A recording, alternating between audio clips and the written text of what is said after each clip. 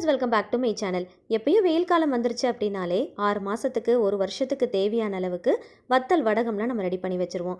அந்த வத்தல் வடகம் செய்கிறதுக்கு அரிசி ஜவ்வரிசின்னு யூஸ் பண்ணி அதை கூழ் காய்ச்சி அதை வேக வச்சு வெயிலில் காய வச்சு தான் நம்ம ரெடி பண்ணி வைப்போம். அரிசி ஜவ்வரிசின்னு எதுவுமே யூஸ் பண்ணாமல் கூழ் காய்ச்சாமல் வேக வைக்காமல் வெயிலில் வைக்காமல் நிழலையே காய வச்சு ஒரே நாளில் வடகம் செய்கிறது எப்படிங்கிறத இந்த வீடியோவில் நான் டீட்டெயிலாக சொல்லியிருக்கேன். ஸோ வீடியோவை ஸ்கிப் பண்ணாமல் பாருங்கள், அப்போ தான் உங்களுக்கு புரியும். கொஞ்சம் கூட செலவே இல்லாமல் கஷ்டப்படாமல் 6 மாதத்துலேருந்து 1 வருஷம் வரைக்கும் நமக்கு தேவையான வடகத்தை ரொம்ப ஈஸியாக ஒரே நாளில் ரெடி பண்ணி வச்சுக்கலாம்.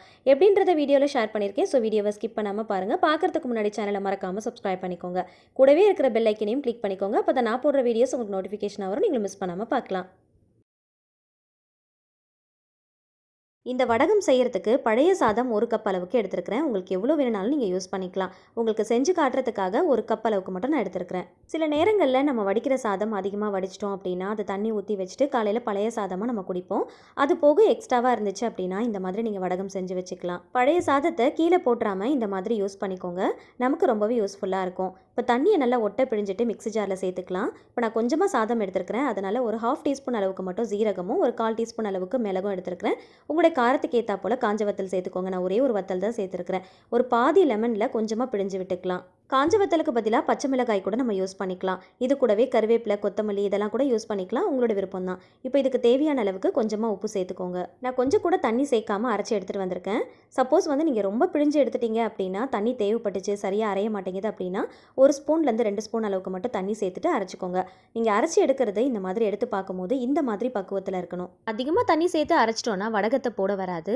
அதே போல் நமக்கு எடுக்கிறதுக்கும் ரொம்ப கஷ்டமாக இருக்கிற மாதிரி இருக்கும். ஸோ ஈஸியாக போடுறதுக்கும் ஈஸியாக எடுக்கிறதுக்கும் இந்த மாதிரி பக்குவத்தில் அரைச்சோம் அப்படின்னா கரெக்டாக இருக்கும். 2 மெத்தடில் போடலாம். உங்களுக்கு 2 மெத்தடுமே நான் சொல்லி காட்டியிருக்கிறேன். இப்போ நான் கொஞ்சமாக போடுறதுனால நல்ல ஒரு அகலமான பிளேட்டாக பார்த்து எடுத்துருக்கிறேன். அதில் இந்த மாதிரி ஒரு துணி போட்டுக்கலாம். ஒயிட் கலரில் இந்த மாதிரி ஒரு காட்டன் கிளாத் யூஸ் பண்ணிக்கோங்க. கிளாத் யூஸ் பண்ணி போடும்போது நமக்கு ரொம்ப ஈஸியாக இருக்கும் எடுக்கிறதுக்கு.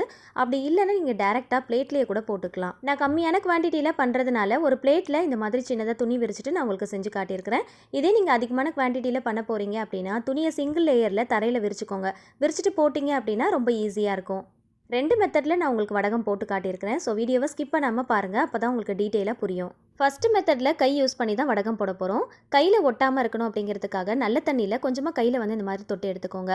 அதுக்கப்புறமா வடகம் மாவை கையில் எடுத்தீங்க அப்படின்னா கொஞ்சம் கூட ஒட்டாமல் வரும். நமக்கு வடகம் போடுறது ரொம்ப ஈஸியாக இருக்கும். கரெக்டாக 1 ஸ்பூன் அளவுக்கு வடகம் மாவை எடுத்துக்கோங்க. கையில் கொஞ்சம் கொஞ்சமாக எடுத்து நம்ம தட்ட போகிறோம். இப்போ தெரிஞ்சிருக்கும் உங்களுக்கு. கொஞ்சமாக தண்ணி ஊற்றி அரைச்சிருந்தீங்க அப்படின்னா கரெக்டாக இருக்கும் இந்த மாதிரி எடுக்கிறதுக்கும் போடுறதுக்கும். இதே நீங்கள் ரொம்ப தண்ணியாக அரைச்சிட்டிங்க அப்படின்னா கையில் எடுக்கிறதுக்கு நமக்கு சரியாக வராது, தட்டுறதுக்கும் நமக்கு சரியாக வராது. வடக மாவை துணியில் வைக்கும் போது ரொம்ப பக்கத்தில் வச்சிடாமல் கொஞ்சம் கேப் விட்டுட்டு வைங்க. அப்போ தான் நமக்கு தட்டுறதுக்கு ரொம்ப ஈஸியாக இருக்கும். கேப் விடாமல் வச்சுட்டு அதுக்கப்புறம் தட்டணும் அப்படின்னா ஒன்றோடு ஒன்று ஒட்டிடும். ஸோ அதனால் நமக்கு கொஞ்சம் கேப் விட்டுட்டு வச்சோம் அப்படின்னா தட்டுறதுக்கு ரொம்ப ரொம்ப ஈஸியாக இருக்கும். ஒரே மாதிரி ஷேப்பில் எடுத்து வச்சிங்க அப்படின்னா தட்டும் போதும் நல்லா பார்க்குறதுக்கு ஒரே மாதிரி ஷேப்பில் இருக்கும். ஸோ சரியான அளவுகளில் பார்த்து எடுத்து வச்சுக்கோங்க. உங்களுக்கு சரியாக வரல அப்படின்னா ஸ்பூன் கூட நீங்கள் யூஸ் பண்ணிக்கலாம். இப்போ தட்டும் போது கொஞ்சமாக தண்ணியில் கையை நனைச்சிட்டு இந்த மாதிரி தட்டினீங்க அப்படின்னா கையில் ஒட்டாமல் ரொம்ப ஈஸியாக தட்டிடலாம். கையில் தண்ணியை நனைக்காமல் தட்டினோம் அப்படின்னா கையில் அப்படியே ஒட்டி ஒட்டி வரும். சரியாக நமக்கு ஷேப் வராது. அதனால் கொஞ்சமாக கையில் தண்ணியை நனைச்சிக்கோங்க. தட்டும் போது நமக்கு ரொம்ப ரொம்ப ஈஸியாக இருக்கும். ரொம்ப திக்காகவும் இல்லாமல் ரொம்ப தின்னாகவும் இல்லாமல் மீடியம் ஷேப்பில் தட்டினீங்க அப்படின்னா நமக்கு காஞ்சதுக்கப்புறம் பொரிச்சு எடுக்கும் போது சரியான பக்குவத்தில் வெந்து வரும். நமக்கு சாப்பிட்றதுக்கும் கரெக்டாக இருக்கும். இதே நீங்கள் கையில் தட்டாமல் ஸ்பூன் யூஸ் பண்ணி பண்ணுறீங்க அப்படின்னா ஸ்பூனை கொஞ்சம் லைட்டாக தண்ணியில் நினச்சிட்டு பண்ணீங்க அப்படின்னா உங்களுக்கு இதே போல் ரொம்ப ஈஸியாக இருக்கும். இந்த மாதிரி கெட்டியாக அரைச்சிட்டு கொஞ்சம் கொஞ்சமாக எடுத்து தட்டுறதுக்கு பதிலாக கொஞ்சம் தண்ணி ஊற்றி நல்லா அரைச்சிட்டு எடுத்து ஊற்றிக்கலாம் அப்படின்னு நினச்சிங்கன்னா காய வச்சுட்டு எடுத்ததுக்கப்புறமா உடஞ்சி போயிடும். ஸோ இந்த மாதிரி தட்டினோம் அப்படின்னா காய வச்சதுக்கப்புறம் எடுக்கும் போது ரொம்ப பர்ஃபெக்டாக இருக்கும். இதை வைக்கிறதுக்கு வெயில்லாம் தேவையே இல்லைங்க. ஃபேன் காற்றுல வச்சாலே போதும். அப்படி இல்லைனா ஜன்னல் ஓரங்களில் வச்சிங்க அப்படின்னா அடிக்கக்கூடிய அந்த அனல் காற்றுலையே நமக்கு ஈஸியாக காஞ்சிரும். ஒரே நாளில் ரொம்ப ரொம்ப ஈஸியாக காஞ்சிரும். இப்போ நான் காலையில் போட்டு வச்சுருக்கிறேன். மதியானம் உங்களுக்கு நான் எடுத்து காட்டுறேன். தேவைப்பட்டால் வெயிலில் கூட வச்சு காய வச்சுக்கலாம். ஆனால் இதை காய வைக்கிறதுக்கு நமக்கு வெயில் தேவையில்லை. எந்த சீசனில் வேணுனாலும் நம்ம ரெடி பண்ணிக்கலாம். அதுக்காக தான் இந்த வீடியோ நான் உங்களுக்கு ஷேர் பண்ணியிருக்கிறேன். செகண்ட் மெத்தட் என்னன்றதை பார்க்கலாம். இதுக்காக ஒரு பைப்பிங் பேக் தான் நான் எடுத்துருக்கிறேன். இதுக்கு பதிலாக நீங்கள் பாலித்தீன் கவர் கூட எடுத்துக்கலாம். ஃபஸ்ட்டு டேரெக்டாக மாவு உள்ளே போட்டுறாமல் இந்த மாதிரி ஒரு கிளாஸ் எடுத்துக்கோங்க. அந்த கிளாஸில் ஃபஸ்ட்டு இந்த கவர் இந்த மாதிரி போட்டுக்கோங்க. அந்த மாதிரி போட்டுட்டு நம்ம போடும்போது மாவு கொஞ்சம் கூட வேஸ்ட் ஆகாது. கவரில் அங்கே இங்கேன்னு ஒட்டாமல் இருக்கும். கவரை கையில் பிடிச்சிட்டே நம்ம போடும்போது கவர் ஃபுல்லாகவே அந்த மாவு ஒட்டிடும். அதுக்காக இந்த மாதிரி கிளாஸ் யூஸ் பண்ணிக்கோங்க. ரொம்ப ஈஸியாக இருக்கும் ஃபில் பண்ணுறதுக்கு. இதில் போடும்போதும் கையில் கொஞ்சமாக தண்ணியை நனைச்சிட்டு மாவை எடுத்து போட்டிங்க அப்படின்னா கொஞ்சம் கொஞ்சமாக எடுத்து போடும்போது ரொம்ப ஈஸியாக இருக்கும். இப்போ பாருங்கள், கவர் ஃபுல்லாக ஒட்டாமல் ரொம்ப ஈஸியாக உள்ளே வந்து மாவு ஃபில் பண்ணிட்டோம். ஸோ ரொம்ப ரொம்ப ஈஸியாக இருக்கும். இந்த ஒரு சின்ன ட்ரிக்கை வந்து யூஸ் பண்ணிக்கோங்க. இப்போ இதை கட் பண்ணதுக்கப்புறம் மாவு ஆட்டோமேட்டிக்காக கீழே இறங்கிடும். ஃபஸ்ட்டு மெத்தடில் போடும்போது துணி யூஸ் பண்ணியிருந்தோம் இல்லையா? இப்போ துணிக்கு பதிலாக செகண்ட் மெத்தடில் பட்டர் ஷீட் தான் நான் யூஸ் பண்ணியிருக்கிறேன். ஸோ பட்டர் ஷீட் யூஸ் பண்ணி கூட நீங்கள் போட்டுக்கலாம். துணி இல்லை அப்படின்னா அதுக்கு பதிலாக இந்த ஷீட்டை யூஸ் பண்ணிக்கோங்க. காட்டன் துணி கண்டிப்பாக எல்லார் வீட்லேயுமே இருக்கும். ரேஷன் கடைகளில் கொடுக்கக்கூடிய அந்த வேஷ்டி சேலையை கூட நம்ம வாஷ் பண்ணிட்டு யூஸ் பண்ணிக்கலாம். அப்படி ரெண்டுமே இல்லை அப்படின்னா அதுக்கு பதிலாக நம்ம மாவுலாம் வாங்குவோம் இல்லையா? கோதுமை மாவுலாம் வாங்கும்போது அந்த கவர் இருக்கும். அதை கூட நீங்கள் கட் பண்ணிட்டு யூஸ் பண்ணிக்கலாம். கவரை கட் பண்ணும்போது ரொம்ப மெல்லிசாவும் இல்லாமல் ரொம்ப திக்காகவும் இல்லாமல் இந்த மாதிரி மீடியம் ஷேப்பில் கட் பண்ணிங்க அப்படின்னா நமக்கு டிசைன் போடுறது ரொம்ப ஈஸியாக இருக்கும். இதை குட்டி குட்டியாக முறுக்கு மாதிரி பிழிஞ்சு எடுத்துக்கலாம். உங்களுக்கு எப்படி தேவையோ அந்த மாதிரி டிசைனில் நீங்கள் போட்டு எடுத்துக்கோங்க. நான் கொஞ்சம் குட்டி குட்டியாக ரெண்டு சுற்றி இருக்கேன். உங்களுக்கு தேவைப்பட்டுச்சு அப்படின்னா நீங்கள் கொஞ்சம் பெருசாக கூட போட்டுக்கலாம். எந்த ஷேப்பில் எந்த டிசைனில் வேணாலும் நீங்கள் போட்டுக்கலாம். இந்த மாதிரி கவர் யூஸ் பண்ணி போடும்போது ரொம்ப ரொம்ப ஈஸியாக இருக்கும். இந்த மாதிரி திக்காக அரைச்சிங்கன்னா மட்டும்தான் இந்த மாதிரி கவரில் போடும்போது நமக்கு பிழியறதுக்கு ரொம்ப ஈஸியாக இருக்கும். டிசைனும் வந்து பர்ஃபெக்டாக வரும். தண்ணி அதிகமாக சேர்த்துட்டோம் அப்படின்னா பிழியும் போது ரொம்ப தண்ணியாக இருக்கிற மாதிரி இருக்கும். டிசைனும் பார்க்குறதுக்கு அந்தளவுக்கு பர்ஃபெக்டாக இருக்காது. இந்த மாதிரி கவர் யூஸ் பண்ணுறதுக்கு பதிலாக இடியாப்ப அச்சு, முறுக்கு அச்சுலாம் இருக்கும் இல்லையா? அதில் ஒரு கண்ணு இருக்கிற மாதிரி ஸ்டார் அச்சுலாம் இருக்கிற மாதிரி தட்டு கூட நீங்கள் யூஸ் பண்ணி மாவு ஃபில் பண்ணிட்டு இந்த மாதிரி பிழிஞ்சு எடுத்துக்கலாம். தட்டுறதுக்கும் வரல, டிசைன் போடுறதுக்கும் வரல அப்படிங்கிறவங்களுக்கு இந்த மாதிரி நீல நீளமாக குச்சி மாதிரி டிசைன் மாதிரி போட்டுக்கலாம். இந்த மாதிரி நீல நீளமாக போடும்போது ரொம்ப ரொம்ப சீக்கிரமாக காஞ்சிரும். எண்ணெயில் பொரிச்சு எடுக்கிறதுக்கும் டைம் அதிகமாக தேவைப்படாது. ரொம்ப சீக்கிரமாக வெந்துடும். கவரில் இருக்கிறத ஒட்டை பிழிஞ்சு எடுத்தாச்சு. இதை அப்படியே காய வைக்க போகிறோம். இதை காய வைக்கிறதுக்கு நான் சொன்ன மாதிரி வெயில் தேவையில்லை. ஃபேன் காற்றுல காய வைக்கலாம். அப்படி இல்லைனா ஜன்னல் ஓரங்களில் அடிக்கக்கூடிய அனல் காற்றுல வச்சாலே ஒரே நாளில் காஞ்சிரும். வீட்டுக்குள்ளே வச்சு காய வச்சாலும் சரி, வெளியில் வச்சு காய வச்சாலும் சரி, இதை ஓப்பன்லேயே வச்சு காய வைக்காமல் க்ளோஸ் பண்ணி வச்சு காய வச்சோம் அப்படின்னா இதில் எந்த விதமான தூசியும் படாமல் இருக்கும். அதுக்காக மூடியெல்லாம் போட்டு க்ளோஸ் பண்ணிடாதீங்க. கொஞ்சம் காத்தோட்டமாக இருக்கிற மாதிரி காய வைக்கணும். மெல்லிசாக இருக்கிற மாதிரி ஷால் யூஸ் பண்ணிக்கலாம். அப்படி இல்லைனா நெட்டை டைப்பில் இருக்கிற மாதிரி கிளாத் யூஸ் பண்ணிக்கோங்க. மெல்லிசாக இருக்கக்கூடிய ஒரு ஷால் யூஸ் பண்ணி ஒரே ஷால்குள்ளே 2 பிளேட்டையும் வச்சு கவர் பண்ணிவிட்டு ஜன்னல் ஓரங்களில் வரக்கூடிய அனல் காற்றுலேயே வச்சு நான் காய வச்சு எடுத்துருக்கிறேன். இதை நான் மார்னிங் போட்டேன். இப்போ ஆஃப்டர்நூன் வந்து உங்களுக்கு ஓப்பன் பண்ணி காட்டுறேன். இப்போ ஓப்பன் பண்ணும்போது மேலே வந்து நல்லா காஞ்சிருக்கும். ஆனால் உள்ளே திருப்பும் போது கொஞ்சம் லைட்டாக ஈரமாக இருக்கிற மாதிரி இருக்கும். இதை வந்து நம்ம திருப்பி போட்டு அகைன் ஒரு ஹாஃப் டே வந்து காய வைக்கணும். துணியில் போட்டோம் அப்படின்னா நம்ம எடுக்கிற மாதிரி இருக்கும். அதே நம்ம பட்டர் ஷீட் யூஸ் பண்ணி போடுறோம் அப்படின்னா அது காஞ்சதுமே தன்னால் அதுவே உதிர்ந்து வந்துடும். நமக்கு எடுக்க வேண்டிய வேலை ரொம்பவே மிச்சமாகும். இருந்தாலுமே பட்டர் ஷீட்டில் போட்டதையும் பார்த்தீங்கன்னா திருப்பி பார்க்கும்போது கொஞ்சம் லைட்டாக ஈரமாக இருக்கிற மாதிரி இருக்கும். கொஞ்சம் பச்சையாக இருக்கிற மாதிரி தான் இருக்கும். அகைன் வந்து திருப்பி போட்டு ஒரு ஹாஃப் டே நம்ம காய வச்சு எடுத்தோம் அப்படின்னா கரெக்டாக இருக்கும். அதே நம்ம நீளமாக போட்டிருந்தோம் இல்லையா? அது பார்த்தீங்கன்னா நல்லா காஞ்சிருக்கும். அதை திருப்பி போடணும் அப்படிங்கிற அவசியம் இருக்காது. இருந்தாலும் ஒரு முறை திருப்பி போட்டு ஒரு ஹாஃப் டே வச்சோம் அப்படின்னா நல்லா கிறிஸ்பியாக காஞ்சிரும். இதே துணியில் போட்டது பார்த்தீங்கன்னா மேலே நல்லா காஞ்சிருக்கும். ஆனால் உள்ளே கொஞ்சம் ஈரமாக தான் இருக்கும். ஆனால் கை வச்சு எடுக்கும் போது அந்தளவுக்கு ஈஸியாக நமக்கு வந்துடாது. ஸோ அதுக்கு வந்து இந்த ஒரு சின்ன ட்ரிக்கை வந்து யூஸ் பண்ணிக்கோங்க. ரொம்ப ஈஸியாக எடுத்துடலாம். துணியை பேக் சைடில் திருப்பி போட்டுக்கோங்க. கையில் கொஞ்சமாக தண்ணி ஊற்றி எல்லா இடத்துலையும் படுற மாதிரி தெளித்து விடுங்க. அதுக்காக தண்ணியை ரொம்ப போட்டு ஊற்றிடக்கூடாது. லைட்டாக எல்லா இடத்துலையும் படுற மாதிரி தெளித்து மட்டும் தான் விடணும். தண்ணியை தெளிக்கும் போது கொஞ்சம் ஈரப்பதத்தோடு இருக்கும். ஸோ நமக்கு எடுக்கிறதுக்கு ரொம்ப ஈஸியாக இருக்கும். தண்ணியை தெளித்த உடனே எடுத்துடாமல் ஒரு 5 நிமிஷம் கழித்து நம்ம எடுக்கலாம். எடுக்கும் போது வடகம் வந்து அடியில் இருக்கிற மாதிரியே பார்த்துக்கோங்க. வடகத்தை பிடிச்சி இழுக்காமல் துணியை மட்டுமே பிடிச்சி மெதுவாக இழுத்தீங்க அப்படின்னா வடகம் தனியாக ஈஸியாக வந்துடும். ரொம்ப ஃபாஸ்ட்டாக எடுத்தோம் அப்படின்னா வடகம் உடஞ்சி போயிடும். ஸோ அதனால் கொஞ்சம் மெதுவாக எடுத்துக்கோங்க. இந்த மாதிரி விரல்கள் வச்சு மெதுவாக அந்த துணியை நகர்த்திட்டு அதுக்கப்புறம் எடுத்தோம் அப்படின்னா ரொம்ப ஈஸியாக எடுத்துடலாம், உடையாமல் வரும். இதில் இருக்கிற எல்லா வடகத்தையுமே நான் உங்களுக்கு எடுத்து காட்டியிருக்கேன் பாருங்கள். வீடியோவை ஸ்கிப் பண்ணாமல் எடுத்துருக்கிறேன். ஸோ ஒன்று கூட உடையாமல் எவ்வளோ ஈஸியாக விரல்கள் யூஸ் பண்ணி நான் எடுத்துருக்கிறேன் அப்படின்றத பாருங்கள். நீங்கள் வீடியோவை நோட் பண்ணிங்கன்னா தெரியும், நான் வடகத்தை பிடிச்சி இழுக்கவே இல்லை. துணியை மட்டும்தான் பிடிச்சி மெதுவாக விரல்கள் வச்சு இழுக்கிறேன். அப்போ வடகம் வந்து தன்னால் வந்துடுது. ரொம்ப ஈஸியாக உடையாமல் வருது பாருங்கள். ஏன் உடையாமல் எடுக்கிறோம் அப்படின்னா அப்போ தான் பார்க்குறதுக்கும் நல்லாயிருக்கும். பொரிக்கும் போது ரொம்ப உடஞ்சி நொறுங்கி போன மாதிரி இருந்துச்சு அப்படின்னா ஆயிலேருந்து நம்ம எடுக்கிறதுக்கு ரொம்ப கஷ்டமாக இருக்கும். ஸோ உடையாமல் எடுத்தீங்க அப்படின்னா கொஞ்சம் கூட நொறுங்கி போகாமல் அழகாக வறுத்து எடுத்துடலாம்.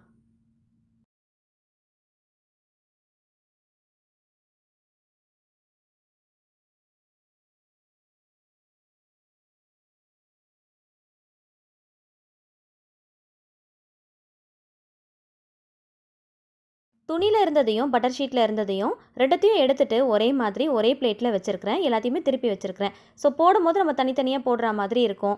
ஸோ கொஞ்சம் காஞ்சதுக்கப்புறம் சுருங்கி போன மாதிரி ஆகிடும். அதை நம்ம ஒரே பிளேட்லேயே அடுக்கி வச்சு காய வச்சுக்கலாம். மறுபடியும் துணியை போட்டு மூடிட்டு ஒரு ஹாஃப் டே காய வச்சு எடுத்துக்கலாம். வடகம் போடுறப்போ எந்த டிசைனில் போட்டாலும் பச்சை மாவில் போடும்போது கொஞ்சம் பெருசாக இருக்கிற மாதிரி தான் இருக்கும். கொஞ்சம் காஞ்சதுக்கப்புறம் பார்த்தீங்கன்னா சைஸ் வந்து சின்னதான மாதிரி ஆகிடும். ஸோ அதனால் நீங்கள் போடும் போதே கூட உங்களுக்கு தேவைப்பட்டுச்சுன்னா நீங்கள் பெரிய பெரிய சைஸில் கூட வடகத்தை போட்டு எடுத்துக்கலாம். இப்போ ஹாஃப் டேக்கு அப்புறம் நான் ஓப்பன் பண்ணி காட்டுறேன் பாருங்கள். ஒரே நாளில் 2 பக்கமும் நல்லா காஞ்சிருக்கு. இதோடைய ஒரிஜினல் சவுண்டை நான் உங்களுக்கு ரெக்கார்ட் பண்ணியிருக்கேன் பாருங்கள். நல்லா 2 பக்கமும் காஞ்சிருந்துச்சு, நல்லா கிறிஸ்பியாக இருந்துச்சு அப்படின்னா எடுத்து தட்டில் போடும்போது இந்த மாதிரி நல்ல சவுண்டு வரும். ஸோ இதுலேயே தெரிஞ்சுக்கலாம் நல்லா காஞ்சிருக்கு, பச்சையாக இல்லை அப்படின்ட்டு. தேவைப்பட்டால் வெயிலில் கூட வச்சு காய வச்சுக்கலாம். நீங்கள் வெயிலில் சப்போஸ் போட்டு காய வைக்கிறீங்க அப்படின்னா ஹாஃப் டேலேயே உங்களுக்கு ரெடி ஆயிரும். ஆனால் வெயில் இல்லாமல் எந்த சீசனில் வேணுனாலும் நம்ம வீட்டிலேயே வச்சு ரெடி பண்ணிக்கலாம் அப்படிங்கிறதுக்காக தான் இந்த வீடியோ நான் உங்களுக்கு ஷேர் பண்ணியிருக்கிறேன். நீங்கள் நினைக்கலாம் வீட்டுக்குள்ளே வச்சே போட்டுட்டு அதுக்கப்புறம் கூட வெயிலில் எடுத்துகிட்டு போய் வச்சு காய வைக்கலாமே அப்படின்ட்டு. தாராளமாக பண்ணலாங்க. அதே கம்மியான குவான்டிட்டியில் பண்ணுறோம் அப்படின்னா நமக்கு அது ஓகேவாக இருக்கும். அதே அதிகமான குவான்டிட்டியில் பண்ணுறோம் அப்படின்னா பெரிய துணியை விரித்து அதில் நம்ம போடுற மாதிரி இருக்கும். வயசானவங்களாக இருந்தாலும் சரி, நம்மளே கூட அதிகமான வெயிலில் போய் உட்காந்து போடுறது ரொம்ப சிரமமாக இருக்கும். ஸோ அந்த மாதிரி டைமில் இந்த டிப் ரொம்பவே யூஸ்ஃபுல்லாக இருக்கும் அப்படிங்கிறதுக்காக தான் இந்த வீடியோ நான் உங்களுக்கு ஷேர் பண்ணியிருக்கிறேன். அரிசி ஜவ்வரிசி எல்லாம் யூஸ் பண்ணி கூழ் காய்ச்சி நம்ம வடகம் போட்டால் எப்படி இருக்குமோ அதே மாதிரி தான் இதோட டெக்ஸ்சரும் பார்க்குறதுக்கு இருக்கும்.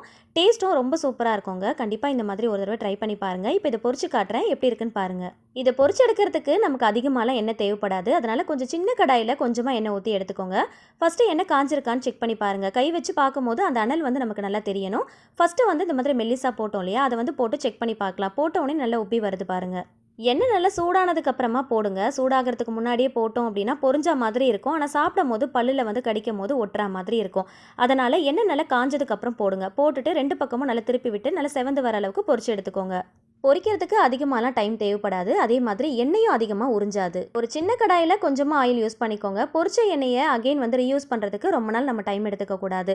அதனால் கொஞ்சம் எண்ணெய் இருந்தாலே நமக்கு போதும். கொஞ்சம் எண்ணெயில் நீங்கள் எவ்வளோ வடகம் வேணுனாலும் பொரிச்சு எடுத்துக்கலாம். வடகம் மாதிரி தட்டினதை பொரிச்சோம் இல்லையா, இப்போ டிசைன் மாதிரி போட்டோம் இல்லையா, அதையும் நம்ம பொரிச்சு பார்த்துடலாம். முறுக்க போட்டதும் பொரிஞ்சு வரும்போது வெள்ளையாக இருக்கிற மாதிரி இருக்கும். ஆனால் நல்லா செவந்து வந்ததுக்கப்புறமா வெளியில் எடுங்க. அப்போ தான் சாப்பிடும் போது பல்லில் ஒட்டாமல் இருக்கும்.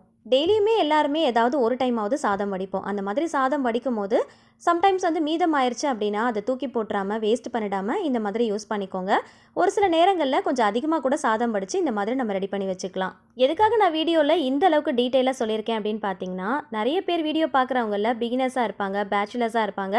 எவ்வளோ டீட்டெயிலாக சொன்னாலுமே ரிப்பீட்டடாக நிறைய டவுட்ஸ் வந்து கமெண்ட்ஸில் வந்துட்டு தான் இருக்குது. ஸோ அவங்களுக்காக தான் இந்த வீடியோவை இந்த அளவுக்கு நான் டீட்டெயிலாக ஷேர் பண்ணியிருக்கிறேன். ஸோ அவங்களுக்கு ரொம்ப ரொம்ப யூஸ்ஃபுல்லாக இருக்கும்னு நினைக்கிறேன். அரிசி ஜவ்வரிசி எல்லாம் யூஸ் பண்ணி கூழ் காய்ச்சி வடகம் போடுறவங்களுக்கு கண்டிப்பாக இந்த வீடியோ ரொம்பவே ஈஸியாக தான் இருக்கும். அதே ஃபஸ்ட் டைம் வந்து இது வரைக்கும் நான் வடகமே போட்டதில்லை அப்படிங்கிறவங்களுக்கு இந்த வீடியோ ரொம்ப ரொம்ப யூஸ்ஃபுல்லாக இருக்கும். அதுக்காக தான் நான் இவ்வளோ டீட்டெயிலாக சொல்லியிருக்கிறேன். டிசைன்லாம் போடுறத விட இந்த மாதிரி நீள நீளமாக போட்டோம் அப்படின்னா காய வைக்கிறதுக்கும் சரி, பொரிச்சு எடுக்கிறதுக்கும் சரி டைம் ரொம்ப கம்மியாக தான் தேவைப்படும். மீதமான சாதத்தில் தான் இப்படி பண்ணணும் அப்படிங்கிற அவசியம் இல்லைங்க. உங்களுக்கு தேவைப்பட்டுச்சுன்னா நீங்கள் அதிகமான குவான்டிட்டியில் சாதம் வடித்து கூட நீங்கள் இந்த மாதிரி செஞ்சு வச்சுக்கலாம். 3 மந்த் ஒன்ஸ் 6 மந்த் ஒன்ஸ் கூட நீங்கள் இந்த மாதிரி ப்ரிப்பேர் பண்ணிவிட்டு ஒரு பாக்ஸில் போட்டு ஸ்டோர் பண்ணி வச்சு கூட நீங்கள் யூஸ் பண்ணிக்கலாம். இதை உங்களுக்கு நான் உடச்சி காட்டுறேன் பாருங்கள் எந்த அளவுக்கு கிறிஸ்பியாக இருக்குன்னு.